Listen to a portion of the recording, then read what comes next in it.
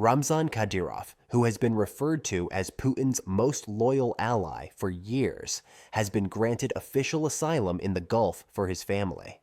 If the most trusted name in the palace is abandoning his security armor and seeking refuge abroad, what has been shaken in the Kremlin's internal balance? Kadyrov's move toward a Dubai-based residence and protection agreement signifies a serious breach of trust in Moscow's corridors. The heavy toll of the Ukraine war, the suffocating impact of sanctions, and political uncertainty have begun to unravel the links that were once deemed unbreakable within the Kremlin. In this video, we examine the details of the asylum granted to the Kadyrov family, how the Russian elite are lining up with similar requests, and the possible consequences of this development, from the North Caucasus to the Moscow Stock Exchange. Chechen leader Ramzan Kadyrov is reported to have been granted asylum in the Middle East for his family. Kadyrov, known as one of the Kremlin's most loyal figures and even considered Vladimir Putin's spiritual son, has made a move that reveals a deep fracture in the Kremlin's internal balance. Because he too knows that Putin's ship is rapidly taking on water, and he has put an emergency exit plan into action to save himself from this collapse. Putin's invasion policy in Ukraine has dragged Russia into a quagmire, not only on the ground but also at home. Thousands of military personnel lost, armored units destroyed, warplanes destroyed, and Navy ships burned to ashes in ports. These were the visible faces of the war. Behind the scenes, however, the collapse was much deeper. Sanctions, capital flight, inflation, lack of technology, and the morale of society have turned into silent saboteurs gnawing at the heart of Putin's war machine. In this environment, it is clear that the Chechen leader has analyzed the situation well. Kadyrov is almost certain that the Kremlin will not be able to emerge from this wreckage. According to claims by the Ukraine-based media outlet Ice Stories and some Western journalists, Kadyrov's new address is Dubai, the capital of luxury, secrecy, and silence. When Kadyrov's alleged departure from the city first emerged, pro-Kremlin channels said, "Our leader is in Chechnya. Here's the latest video of the meeting," and released 3-month-old archive footage. Internet detectives compared the angles of the shadows, the curtain patterns, and the phone models. This scene is old. At that moment, the false sense of calm was shattered. A convoy of 8 SUVs belonging to the Chechen elite guard entered the VIP hangar in Grozny. Diplomatic cases were loaded into the belly of an Il-76 cargo plane. Rumor had it that the cases contained cash in US dollars and Swiss francs, several hard-shell suitcases full of jewelry, and copies of real estate deeds prepared by European lawyers.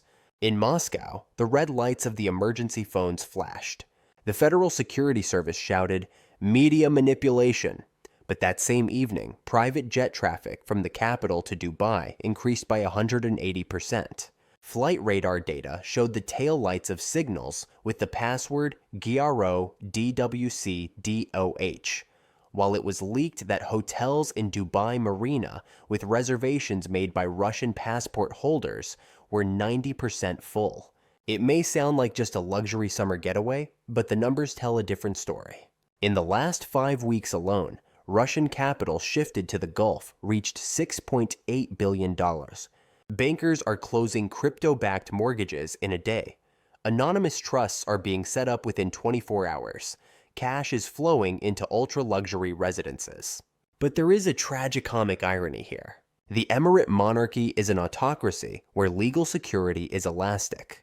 The stories of business people who pop champagne in their penthouses one day and board a flight back home with no luggage the next morning after a phone call from the Kremlin are real and increasingly common.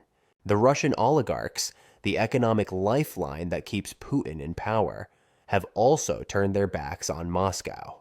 Patriotism has never been a source of motivation for them. Their homeland was limited to the passwords of their bank accounts. They got rich thanks to Putin, but they did not keep their wealth in Russia. Because in Russia, property rights are not guaranteed. They are considered a luxury. If the Kremlin gets bored one night, your wealth can be nationalized. That is why billions of dollars have been funneled to the West, to luxury mansions, private yachts, and offshore accounts. But the war has opened the West's eyes. The oligarchs are now under pressure, not only from their own state, but also from the outside world. Their assets have been frozen, their access to banks has been restricted, and investigation files have arrived at their doorsteps. On top of this pressure, the economic crisis at home is shaking the structure even more. This elite class, once the Kremlin's strongest supporters, is now deeply disillusioned. These wealthy individuals, who believe that Putin cannot win the war, are seeking salvation in other countries. The place where the oligarchs have turned their eyes is, of course, Dubai.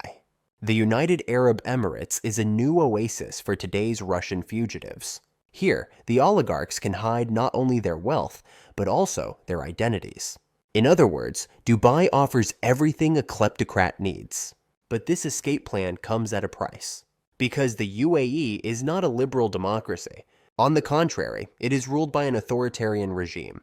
And in autocracies, rules are only recommendations.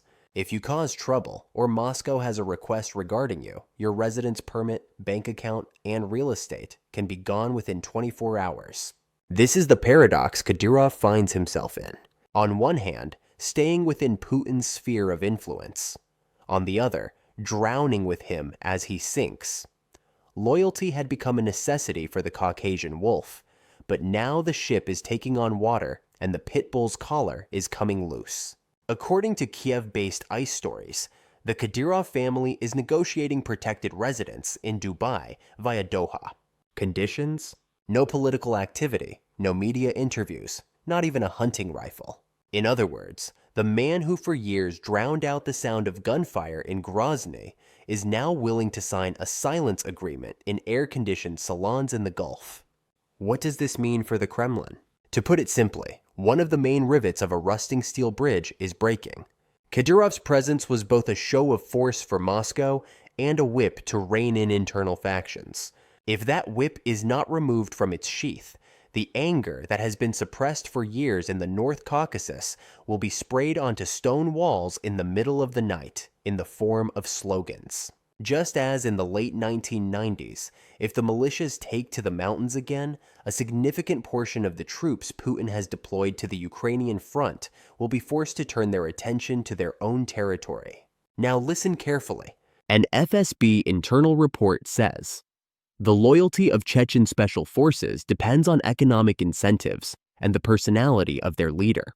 If the leader disappears, the payment chain collapses and loyalty ends.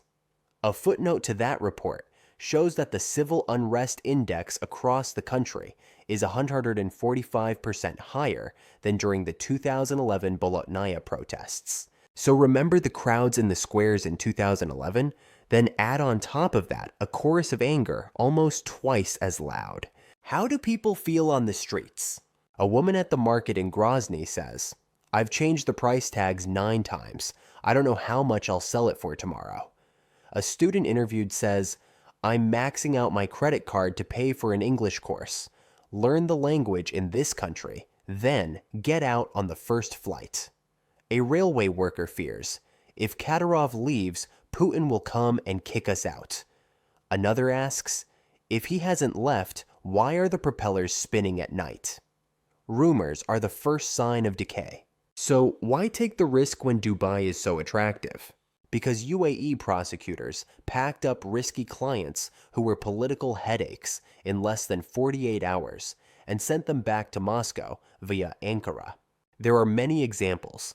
Sergei Stormin was wanted on a red notice for fraud and was sent to Russia without seeing a court. Nikita Amarov, who made headlines with a $3 million crypto heist, was on a flight out of Dubai without his suitcases 24 hours later. In other words, if you are labeled as Putin's conscience bill, the blind sword of Arab law will quickly come down on you. Does Kadyrov not know this? Of course he does. But the network of lawyers in Abu Dhabi is offering this plan. The option of a Qatari passport through Turkish diplomatic channels, a third country route on medical grounds, or, alternatively, a long-term clinic stay in the Maldives. Money? It's in the suitcases. The truth is that the Gulf sees the Russian elite as a temporary cash register. Stay as a rich tourist. don't turn into a regime crisis. Then, one day, take your assets and leave. But a suitcase as loud as Kadyrov's can never be moved quietly. Now, let's turn our attention to another picture. The Moscow Stock Exchange fell 3% on the night the Kadyrov rumor broke. Analysts ironically asked, how many points does a pit bull's itch score? The next morning, they saw the ruble test the 1/14 level. The central bank said that the market is volatile but under control, but spot gold demand rose 28%.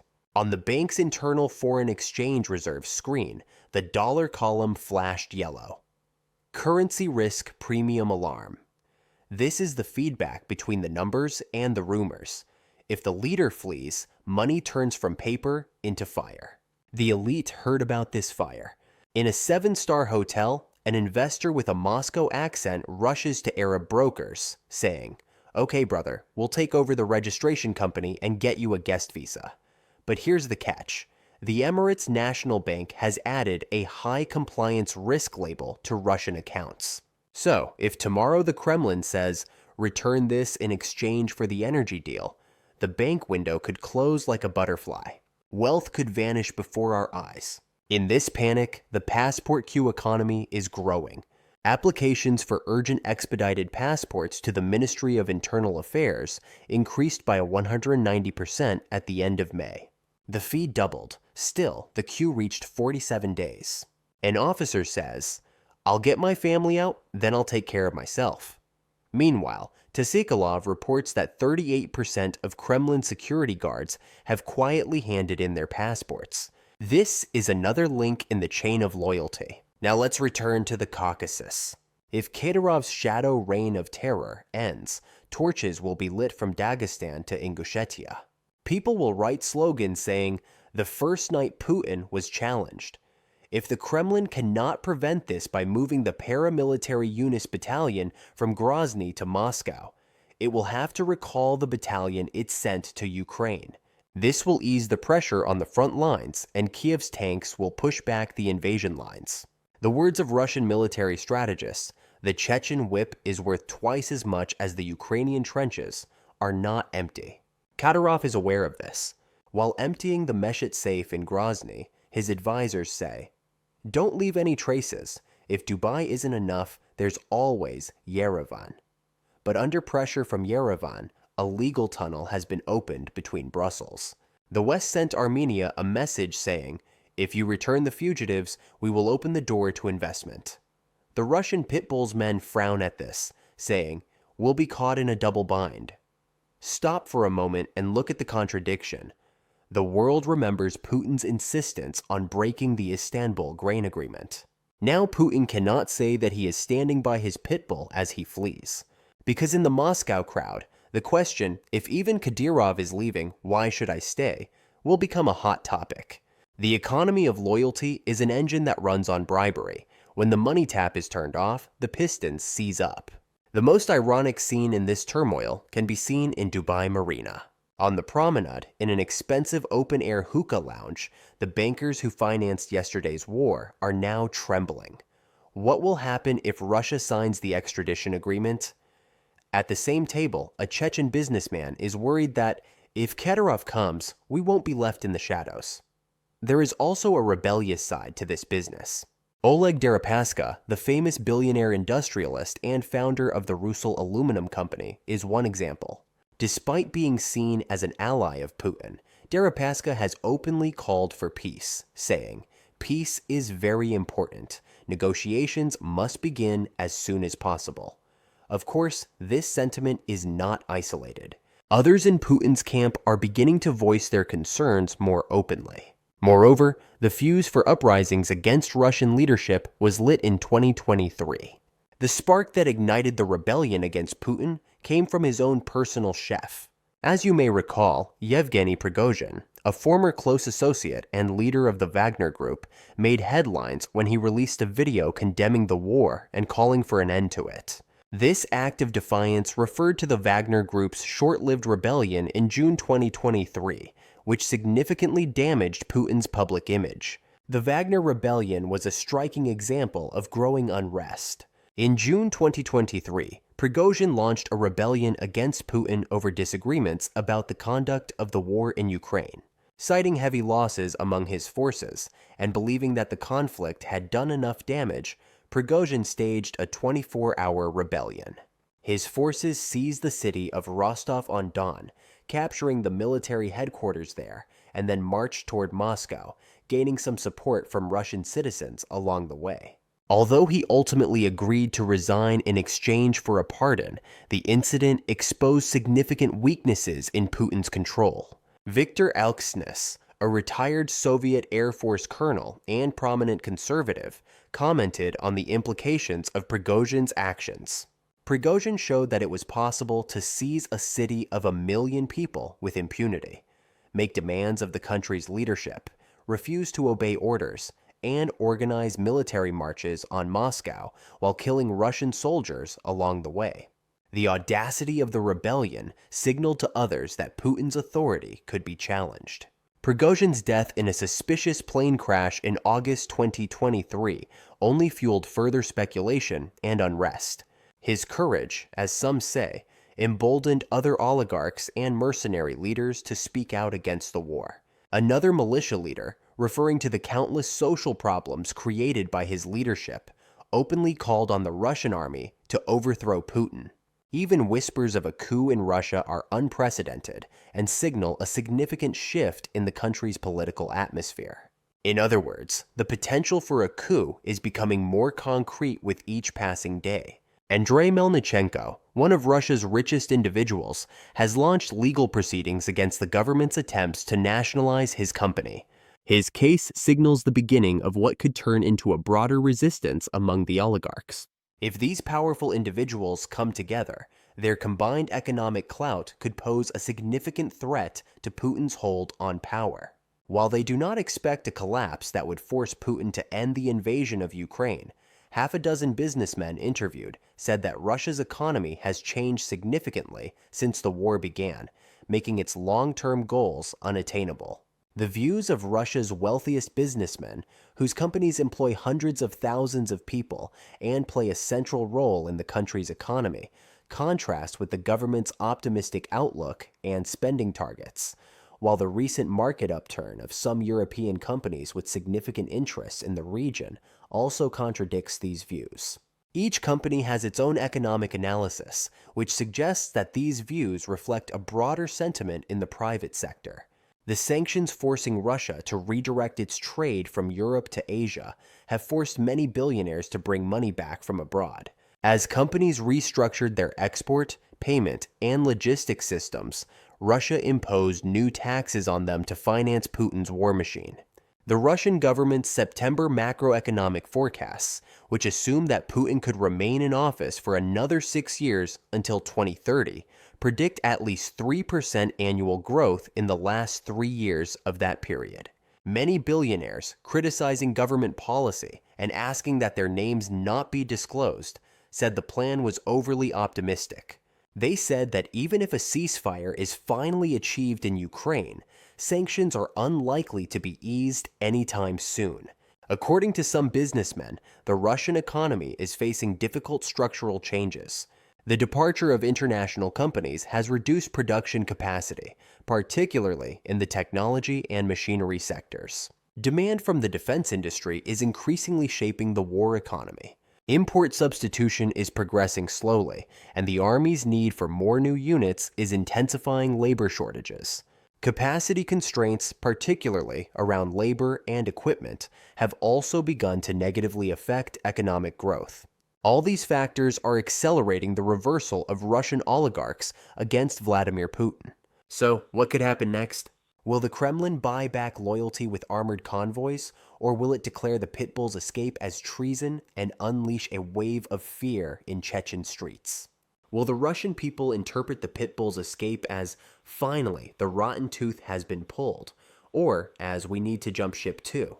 What do you think? Leave your comments below. Don't forget to subscribe to our channel and turn on notifications. See you in the next video. Thank you for watching.